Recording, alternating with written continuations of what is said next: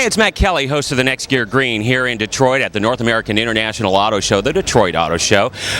Released in Las Vegas at the Consumer Electronics Show was the Cadillac Provoq, the sister E-Flex vehicle of the Volts, and it's here in Detroit at the North American International Auto Show, and I have the pleasure today of being joined by Clay Dean. He is Design Director for Cadillac North America. Did I get that correct? You got that right.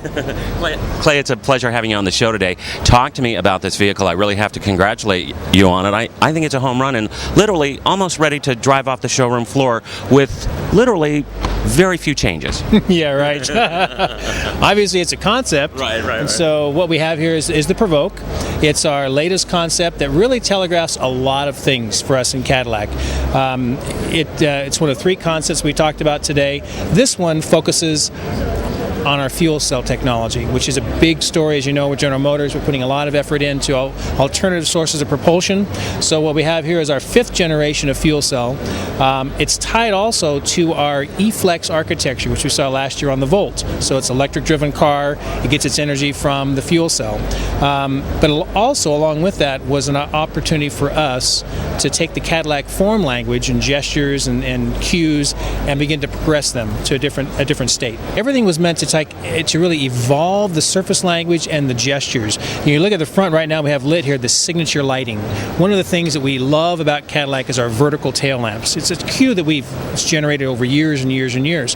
How can we get those elements nighttime, daytime, and begin to pick them up in the face of the car as well? Something that when a car is coming down the road at me, I see it at night, I know that's a Cadillac, it must be a Cadillac.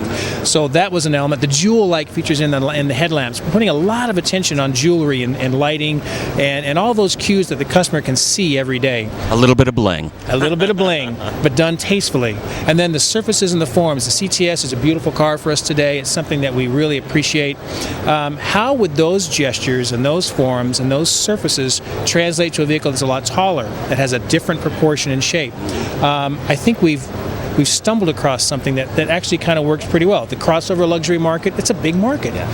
We've got some competitors out there that I won't name who do very well in it, and it's a segment's growing. So for us, this is a look-see. If we did a concept like this, would it be successful? Could those cues transition over?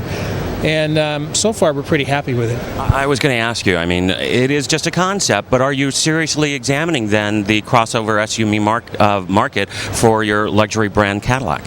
Absolutely. We're looking at that market. We're looking at other markets. We want the Cadillac brand to expand. You know, we want to be a full-line luxury car manufacturer that provides choices to customers. And the only way to do that is to kind of reach out beyond where we're at. So absolutely, you know, there's a lot of stories here. There's aero stories, there's fuel cell story, there's design story. We do concepts that kind of cross over a lot, and maybe one part of that concept gets into production and the others don't. So we'll have to see. So just building on that for a moment, this is the first flex fuel variant in the Cadillac portfolio as a concept. Are you examining that technology across your brand as well? We're seeing it very heavily brought to fore in Saturn with the press conference today, as well as Chevrolet. Is Cadillac looking at that type of technology as well as you look forward, 5, 10, 15, 20 years down the line? Yeah, Cadillac, we're looking at everything within the Cadillac portfolio. We're looking at diesels. We're looking at hybrid, two-mode hybrid with the Escalade that's here. We're looking at E85. We're looking at E-Flex. I think, there's no statements here today, but are we looking at it? Yes. Is it a compelling story? Absolutely. So stay tuned. Clay Dean, Design Director for Cadillac North America. Pleasure having you on the show today. Best of luck, and we'll look forward to hopefully hearing more about the Provoq in the months and the years ahead. Thank you very much. Appreciate it. You take care. For the Next Gear Green, I'm Matt Kelly here at the Detroit Auto Show, the North American International Auto Show in Detroit.